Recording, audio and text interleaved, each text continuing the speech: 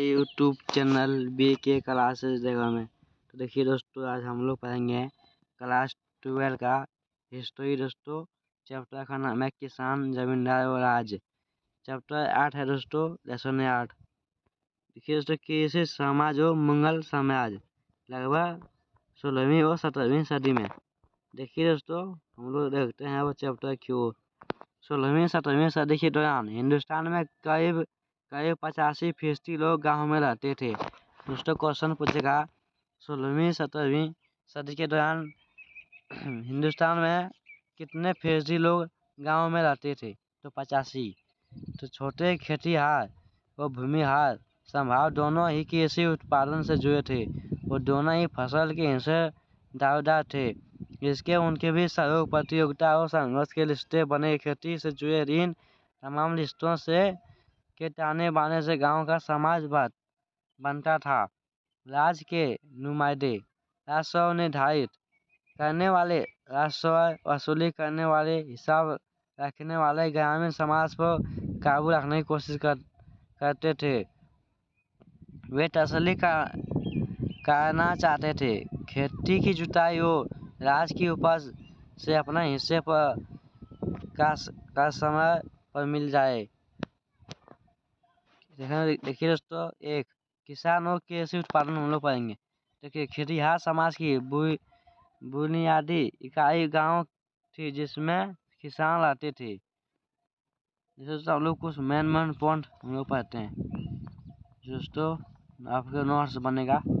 Ion ए अकबरी शमशेष में ion देखिए, अनुभाग 8 में देखिए अबुल फजल ने लिखा था। दोस्तों आयन किसने लिखा था? अबुल फजल ने लिखा था। देखिए, किसान और उनकी जमीन। मुगल काल के भारतीय फारसी स्वस्थ किसान के लिए आमतौर पर लेयत, बहुवचन या मौजाइन शब्द का इस्तेमाल करते थे। पूछिए दोस्तों लेयत, तो लेयत दोस्तों किसान को कहा जाता है लेयत। 17वीं सदी के स्वस्थ दो किस्म के किसान की चर्चा करते हैं, खुद कासत व पाही कासत। पूछेगा दोस्तों क्वेश्चन, 16वीं सदी में स्वस्थ दो किस्म का नाम क्या है? तो खुद कष्ट व पाही कष्ट। किसान या आसामी जैसे शब्द भी मिलते थे। पहले किस्म के किसान वे थे जो उन्हीं गांव में रहते थे जिनके उनकी जमीन थी। दूसरी पाही कासत वे खेतियार थे जो दूसरे गांव से ठेके पर खेती करना आते थे। देखिए, बाबर संपन्न बनानमा। उत्तर भारत के एक औसत किसान के पास शायद ही कभी एक जोड़ी बैल हो 2 हल से ज्यादा कुछ होता था। तो दोस्तों उत्तर भारत एवं औसत किसानों के पास क्या क्या होता था? 2 बैल होता था दोस्तों और 2 हल ज्यादा था उसके पास। इससे भी कम गुजरात के जिन किसानों के पास 6 करोड़ के करीब जमीन थी वे समृद्ध माने जाते थे। पूछेगा दोस्तों, गुजरात में किसने किसानों के पास 6 एकड़ जमीन थे उसको क्या मानता था? समृद्ध। दूसरी तरफ बंगाल में एक औसत किसान की जमीन की ऊपरी सीमा 5 एकड़ थी। दोस्तों बंगाल में एक किसान की जमीन कितना थी? तो 5 एकड़ से ज्यादा। 6 एकड़ जमीन वाले आसामी को अमीर समझा जाता था। पूछेगा दोस्तों, 6 एकड़ जमीन वाले को अमीर समझा जाता था। खेती का प्राथमिक उद्देश्य लोगों का पेट भरना। उस आपको था दोस्तों, खाली हम लोग का पेट भर जाए काफी है। इसलिए रोजमर्रा के खाने की जरूरत जैसे चावल, गेहूं, जवार इत्यादि फसलें सबसे ज्यादा उगाई जाती थी। जिन इलाकों में प्रति वर्ष 40 इंच से उससे ज्यादा बारिश होती थी वहाँ कमोवेश चावल की खेती होती थी। पूछेगा दोस्तों, किस इलाके में 40 इंच उससे ज्यादा बारिश होती थी तो वहाँ क्या उगाता था? चावल की खेती होती थी वहाँ।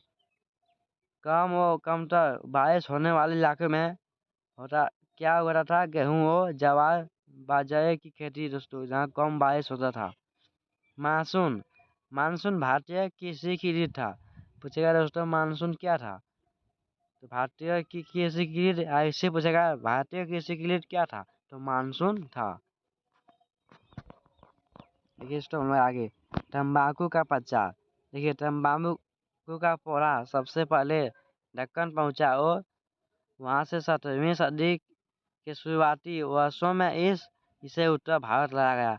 पूछा गया दोस्तों तंबाकू का पौधा उत्तर भारत कब लाया गया, तो 17वीं सदी में लाया गया था। वैसे तो खेती मेहनती कृषि का काम था, लेकिन किसान कृषि तकनीकों का इस्तेमाल भी करते थे। अक्सर बहुबल आधारित होती थी। ऐसा एक उदाहरण लड़की से उस हल्के हल कर दिया जा सकता है, जिसको एक छोर पर लोहे की नुकनी धार या फार लगाकर आसानी से बनाया जा सकता है। ये ऐसे हल मिट्टी को बहुत गहरे नहीं खोदते हुए, जिसके कारण तेज गर्मी के महीने में नमी बसी रहती थी। बैलों के जोड़े के सहारे खींचे जाने वाले में का इस्तेमाल बीज बनाने के लिए किया जाता था।